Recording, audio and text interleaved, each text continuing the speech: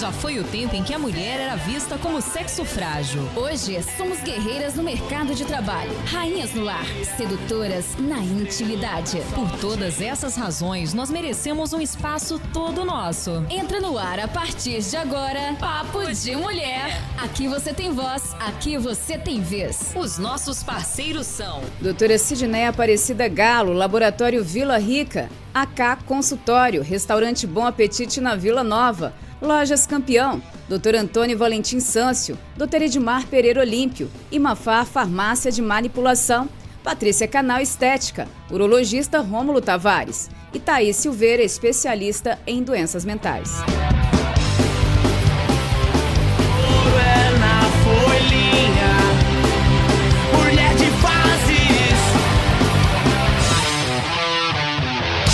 Boa tarde para você, sintonizada aqui no nosso Papo de Mulher. Um prazer imenso estar com você, trazer informação no nosso programa. Muitas sonham em ter um filho. Muitas famílias, sonham em ter um filho, trazer um bebê para dentro de casa. É uma coisa maravilhosa, Mas às vezes, essa gravidez não ocorre como desejado. E acontece a gravidez molar, que é o papo de hoje aqui do nosso programa, com o Dr. Antônio Valentim Sâncio. Doutor, boa tarde. Muito boa tarde, Marcinete. Muito boa tarde, nossos queridos ouvintes. Então explica pra gente, doutor, o que é a gravidez molar? A gravidez molar, ela faz parte de um grupo de doenças neoplásicas que pode se transformar num câncer, chamada doença trofoblástica gestacional. O que é isso? Resulta numa... A gravidez, ela não se desenvolve normalmente. A parte placentária se modifica completamente, se transformando num tecido neoplásico. Então é uma gravidez incompleta, é uma gravidez que não vai para frente. Raramente acontece a possibilidade de ter um bebê vivo aí, muito raramente, Mas isso acontece com facilidade. Então a parte placentária se modifica e se transforma numa doença chamada mola, Por que mola? Porque ela parece realmente uma mola, cheia de bolinhas e tal.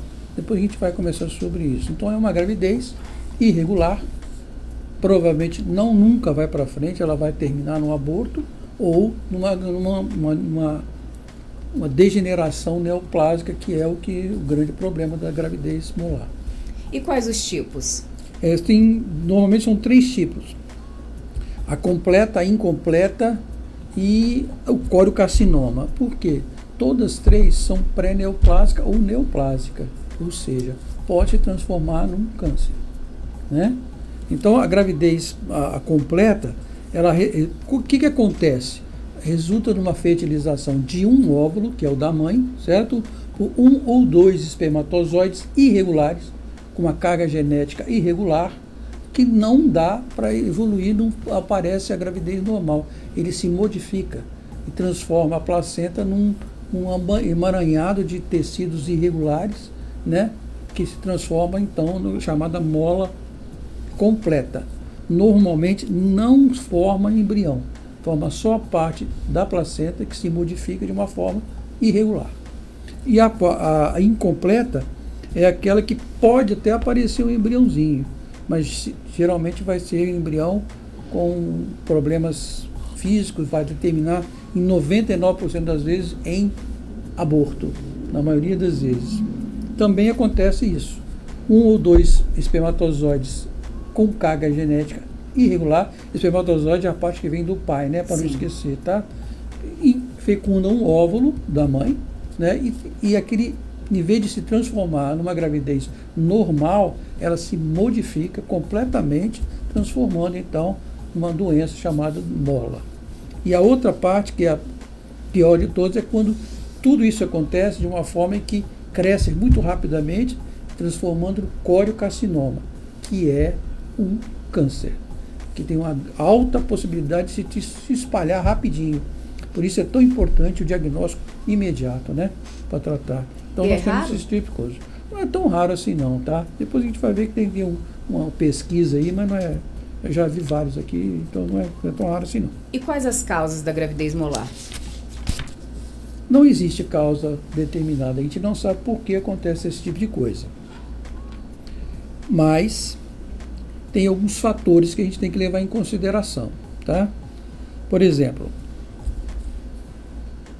quando o fator, principalmente são chamados fatores predisponentes, a idade da mãe, menos de 20 anos, mais de 35 anos. Esse é um dos fatores, tá? Que acontece geralmente antes dos 20 ou acima dos 35. Pode acontecer no início? Pode, mas na maioria das vezes isso aí, né? Que é chamado de idades extremas da gravidez. Existem outras coisas, a carência nutricional, a condição socioeconômica, já ter tido uma gravidez molar anterior, né? Vícios, tabagismo, alcoolismo, drogas, tudo isso pode influenciar. Então a gente não sabe o porquê que acontece isso, mas existem alguns fatores que estão associados a isso aí. Lembrar que também, por que altera o espermatozoide do homem? Não é só a mãe que tem o problema, certo? Principalmente porque a mãe gera um óvulo normal. O erro vem do espermatozoide irregular. Então, aquele cara que é drogado, que é alcoólatra, né, fumante, mexe com substâncias químicas perigosas, pode modificar o seu espermatozoide e gerar, então, a doença molar. Não é só o óvulo, né? Tá certo? E os sintomas, eles são diferentes da gravidez normal? Não, aí que tá. É uma gravidez. É uma gravidez irregular. Toda feliz, né? Mas é uma gravidez. Então a mulher a menstruação vai desaparecer, ela vai fazer o teste, vai dar positivo, certo? Então ela vai começar o quê? Tô grávida. Vai começar tudo normal, preparar. Vai ter náusea, vai ter vômitos, vai ter, às vezes, dor abdominal, né? Enjoos, aquelas coisas todas, como se fosse uma gravidez normal. Aí, só que a coisa não vai piorar, ela não vai ficar não é uma evolução normal, certo? Ela vai começar a ter de quantos problema. meses vê o problema ali que não cresce? É de 6 semanas em diante, tá? É no início da gravidez, no primeiro trimestre que tem que ser feito o diagnóstico. Então, o que ela pode começar? Começar a ter sangramentos, começar a eliminar vesículas, que são as bolinhas, parecem as bolinhas, tá? Ela vai ter, o útero dela vai crescer de uma tal maneira que não bate com a idade dela. Vamos supor que ela está com 7 semanas de gravidez, o útero já está aqui em cima. Vai ver, não é isso, é porque a bola cresceu muito rápido e não tem bebê, mas cresceu muito rápido o útero, tá? Ela pode ter, e outra coisa interessante, o que vem junto com isso aí, ela pode ter crises de hipertiroidismo. Ela pode, é impressionante, ela nunca, às vezes está tudo normal e começa a ter uma crise de hipertiroidismo. Ela pode ter uma angústia respiratória imediata, ou seja, aquelas bolhazinhas, vamos dizer assim, que formam a bola, ela pode cair no sangue e ir para o pulmão. A pessoa pode ter uma embolia pulmonar, tá? A gestante pode começar a ter uma dispneia, falta de ar, é o que? Uma embolia pulmonar, isso pode acontecer. O ovário pode crescer demais, formar cistos, né? E pode dar pré-eclâmpsia. A hipertensão sobe, mas sobe só no início da gravidez. Ela nunca teve, geralmente quando sobe a pressão da gestante, é acima de 20 semanas, 24 semanas de gravidez.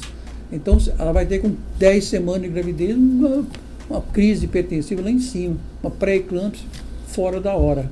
Isso pode acontecer, é um problema muito sério, certo? Então, geralmente é isso aí, uma gravidez com alguns sintomas, só que os sintomas a mais, como sangramentos, perda de bolhas, crise hipertensiva, pré-eclâmpsia, crise de hipertiroidismo, né? Hemorragias e esse problema de embolia pulmonar.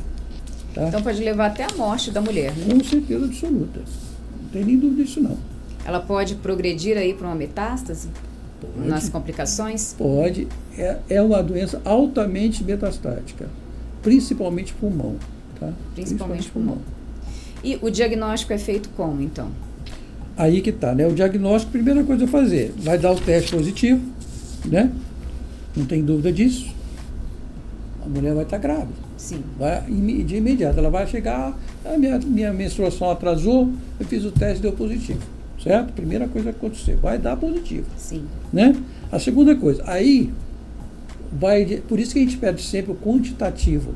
O beta positivo, normal, ele vai de 5 a 10 mil unidades. Se a mulher está com 5 semanas, 6 semanas, 7 semanas de gravidez, está 20 mil, então não... a gente já vai começar a desconfiar que tem uma coisa errada. Isso não é uma gravidez normal, é uma gravidez irregular, né? Já vai chamar atenção. Sim. Aí o útero, como eu te falei, o útero vai começar a crescer acima do normal. A mulher está com 7 semanas, 8 semanas, o útero está de 12, 13, 14 semanas. Não é normal, né? Ele cresce muito mais do que o normal, fora da hora, né? Mas o principal mesmo é a ultrassonografia. Aqui não tem jeito, certo? A ultrassonografia no primeiro trimestre, ela é fundamental. Não só para diagnóstico de mola, mas para tudo. Ela vai definir o que vai ser essa gravidez. Ela vai mostrar como é que está o bebê, como está a placenta, como está o útero, como estão os ovários, a idade do neném, da idade gestacional certinha, certo? A quantidade de líquidos está tudo certo. Se o bebê tem ou não tem algum problema, lembra da nuca do neném, o narizinho do neném, o ducto venoso, essas coisas, tudo isso é fundamental.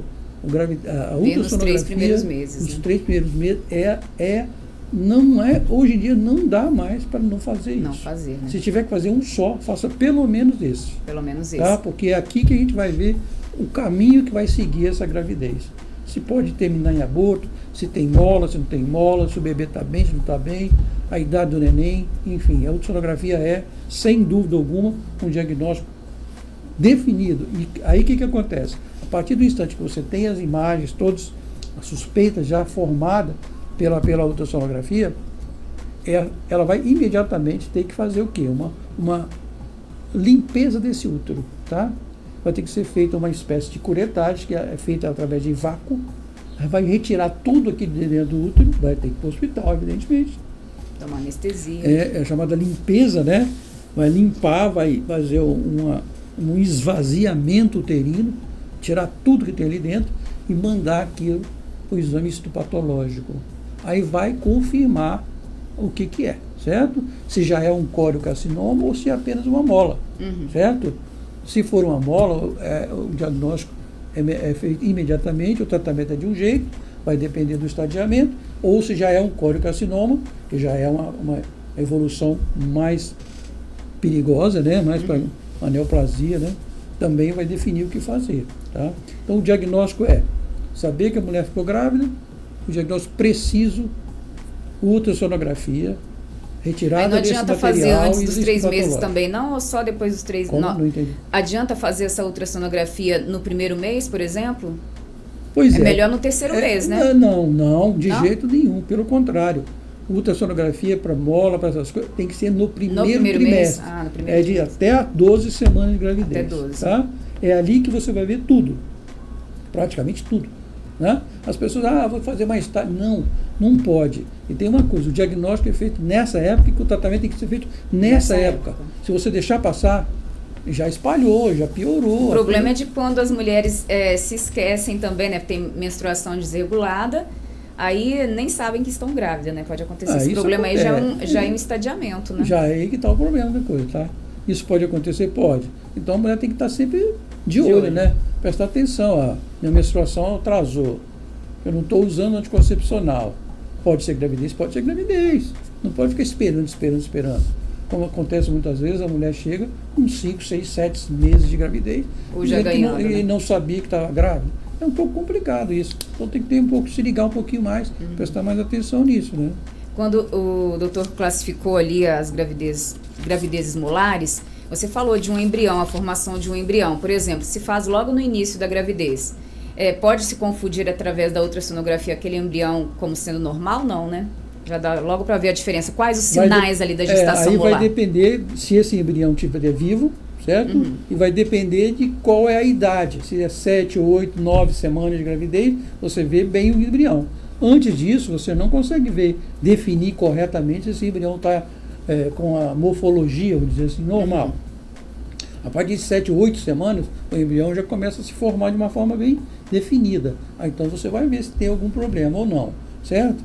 Mas geralmente quando tem a mola, Logo se percebe esse Você vai perceber imediatamente. Não é só o embrião, é o que está em volta do embrião. Que o grande problema é um espessamento endometrial também ou não? Fica completo, é uma verdadeira bagunça o que acontece dentro do útero. Em vez de você ter um saco gestacional bonitinho, a placenta bonitinha, o nenenzinho lá com o coraçãozinho batendo, né? Direitinho, bonitinho, com líquido, tudo normal, vesícula vitelina, tudo normal. Isso é uma gravidez normal. Na gravidez molar, você não vê nada disso. É um brocotó, certo? É uma imagem completamente irregular, com possibilidades de N possibilidades ali. Você vê lesões como se fossem pequenas bolinhas, parece um cacho de uva, né? Solto também ou colado na parede uterina? Solto, colado, já está perdendo, já está sangrando. É uma gravidez completamente irregular. Se você vê embrião, vai ser um embriãozinho muito que não vai sobreviver, certo? E se não tiver, a maioria das vezes não tem, quando tem a gravidez completa, você não vai ver nada. Você só vê um emaranhado de coisa dentro do útero, que você sabe que a mulher está grávida, você vai associar a mola. Vai tirar aquilo ali e vai mandar examinar. E aí vai depender do que vai vir. Se vai vir confirmar qual o tipo de mola, ou se já é um coriocarcinoma, que já pode se transformar imediatamente numa neoplasia, tá? E aí começa o tratamento de acordo com o que a gente tem. Tá? Os estadiamentos da doença são o que, então? Isso. O que é o estadiamento? O estadiamento é que a gente usa para determinar mais ou menos como é que está a evolução da coisa. Quando você tem o estadiamento, tem vários tipos de estadiamento. Mas vamos simplificar. Vamos supor, o estadiamento 1 seria tudo isso aí, a mola dentro do útero, só dentro do útero. Se você faz o esvaziamento através do... A mola é como se fosse o quê? Umas bolinhas, parece um cacho de uva, né? Aí, se você faz o esvaziamento disso aí, praticamente acabou o problema, certo? Sim. No estádio 2, ela está dentro do útero e já pode se espalhar para o ovário, para a vagina, para aquela região aí, bexiga, tá? Ela se espalha através do sangramento? Já continua o sangramento, tá? Depois, se o estádio 3, ela já está no pulmão, já começa, porque aí vai, estágio 4, vai se espalhando. Nesse caso, o que vai ser feito aí? No início, o diagnóstico é feito, como a gente falou, principalmente com ultrassonografia. A partir dos estágios mais avançados, nós vamos ter que partir para outro tipo de exame. Tomografia, PET scan, para saber se tem lesões à distância, né? Tem uma série de situações. Então, o diagnóstico, a partir do instante que você tem a mola, você tem que definir como é que ela está. Ela está dentro do útero ou ela já se espalhou? Certo? Se ela está dentro do útero, o tratamento perfeito e mais rápido é esvaziamento do útero, acabou, certo? E acompanhar com dosagem do beta-HCG, para ver como é que está, se continua alto, se baixa, baixa. Por quê? O beta-HCG, mesmo que você tenha o aborto ou o parto, ele vai cair, nas três primeiras semanas ele começa a cair, normal, vai voltar ao normal, ele fica positivo até 2, 3 semanas de gravidez. Aí você está com 4 semanas de gravidez, o beta-HCG está lá em cima, então alguma coisa está errada. Ou se espalhou, ou está em outros lugares, e aí que está o grande segredo da coisa. Então, por que deve ser... Ou pode estar também na parede uterina, né? Pode estar na parede uterina. Essa limpeza do útero não foi total. Suficiente. Não foi suficiente para tirar tudo. Então, tem que retornar, voltar outra vez, ver como é que está. Então, tem que ser muito bem orientado isso aí. E outra coisa importante, esse tratamento não pode ser em qualquer lugar. A partir do instante que você diagnostica a mola, você tem que encaminhar para um serviço especializado nisso. Porque é ali que vai ser feita toda a triagem, todo o acompanhamento, dosagens hormonais, exames que tiver que fazer a mais, para ver se o tratamento vai começar, certo? Qual vai ser o tipo de tratamento, se vai ser só limpeza e acompanhamento, ou se vai ter que usar antineoplásicos, certo? Se vai ter que fazer quimioterapia, radioterapia, essas coisas, entendeu? Até mesmo histerectomia, tá? Então o tratamento vai depender do estágio que está. E não pode ser feito em qualquer lugar. Tem que ser feito em serviços de referência para esse tipo de tratamento, tá? Esse tipo de problema. E qual o prognóstico da gravidez molar? O prognóstico não é ruim não, tá? Se você fizer o diagnóstico correto o mais rápido possível. Voltamos a dizer, a importância de se fazer A ultrassonografia ultrassonografia no primeiro trimestre, certo? Se você diagnostica logo ali, o tratamento imediato começa a ser feito e tem uma boa resposta. Por exemplo, se só você fizer, se estiver no estágio 1 dentro do útero, tirar tudo, é 100%, acabou, resolveu o problema. A partir daí depende, até no coriocarcinoma, que é a parte mais agressiva, onde se transforma num câncer mais agressivo, até com metástase, um bom tratamento resolve 80%, 90% das vezes. Então é um câncer que é altamente curável se for bem orientado, bem tratado, bem guiado pelo serviço especial, tá? Então é uma coisa que acontece, mas a gente, graças a Deus, tem esse tipo de coisa. Há uma grande possibilidade de melhora. A mulher tendo uma gravidez molar, ela pode engravidar normalmente depois? Tem que esperar um tempo, fazer tratamento? Normalmente a gente se pede para fazer por um ano, mais ou menos, para recuperar, não só recuperar o útero, mas toda... Na verdade, toda gravidez deve se esperar um ano? Não, Mesmo normal? Não tem nada assim, disso não, né? Não é bem assim, a história não é bem assim. A gente tem que saber o seguinte, que não seria interessante ela engravidar tendo a história de mola recente, certo? Sim. Por quê? Primeiro que se você tiver, por exemplo, feito o tratamento todo, os exames estão mostrando que acabou a mola, não vou dizer que ela não possa engravidar antes de um ano, mas não é ideal. Por quê? Porque para ela recuperar todo o físico dela, também é um susto, toda a imunidade dela, o emocional, não é proibido, tá? Não é proibido. Porque teve a gravidez molar, não posso mais. Não. O planejamento familiar pode continuar do mesmo jeito, certo? Desde que não é uma sentença. Não é uma sentença, de jeito nenhum, tá? Já vi vários acontecer e engravidar depois e dá tudo certo, tá? Pode repetir? Pode. Tem isso também. Pode repetir? Pode repetir. Mas a maioria das vezes não repete se for bem tratado, voltando ao normal. Tá certo? Sim. Então é por aí. Bem, tem prevenção? Eu diria que a prevenção principal de tudo é não engravidar, né? Mas isso não é o caso, não tem nada a ver. Você não pode pensar assim, né? Você pode planejar a sua família normalmente. Você não pode pensar no pior, você tem que pensar no melhor, certo? Se 99% das vezes dá bom, por que eu vou pensar no 1% que é ruim? Que seria uma degeneração dessa, né? Uma doença dessa. Então não tem que pensar assim. E se você lembrar dos fatores que a gente falou, né? Como é que tá? Tá bem fisicamente? Tá bem nutrida? Tá tudo certinho? O preventivo tá tudo certo? O marido tá bem? Tá tudo certo? Então, não é bem assim. Você pode completamente fazer o que você. A prevenção principal, eu diria que é fazer um pré-natal bem feito. Não tanto é deixar o homem pra lá. quanto a mulher, né, gente? Não é fingir que, depois eu vou, deixa crescer para ver quanto é que se é menino ou menina. Não, isso está não existe completamente errado. Não é por aí, né? Se Você tem vai as tecnologias para ajudar, por que não, exatamente, né? por que não? Então, engravidou. E ainda gratuitamente, às vezes. Pois é, né, nos então tem primeiro todos os trimestre. exames, tem uma série de situações que pode ser feita. Não se pode deixar passar. Aquilo que eu falei, ultrassonografia, se eu tivesse que escolher hoje entre as três fases, primeiro trimestre, segundo trimestre, terceiro trimestre, eu preferia, se tivesse que não tem outro jeito, eu escolheria o primeiro trimestre. Por quê? O primeiro trimestre vai do início da gravidez até 12 semanas. Nesse período, a gente vê tudo praticamente. A gente vê a condição do bebê, se é 1, se é 2, se é 3, certo? A gente vê a quantidade de líquido, a posição do bebê, onde está dentro do útero, está fora do útero. Tudo. Vai dar a idade do neném, né? A possibilidade, o dia que vai nascer. A gente vai acompanhar tudo aquilo ali, certo? Vai ver se tem alguma alteração nasal, nuca, para ver se tem alguma possibilidade de algum problema genético nesse neném, certo? Então o primeiro trimestre ele é fundamental. Então eu não esqueço. Se eu tivesse que escolher, escolheria isso aí. O ideal é você fazer primeiro semestre, segundo trimestre, terceiro trimestre, cada setor da ultrassonografia. Hoje em dia não dá mais para não fazer pré-natal sem ultrassonografia, né? Com certeza não. Viu? Acho que é isso. Primeira coisa, um acompanhamento bem feito, né?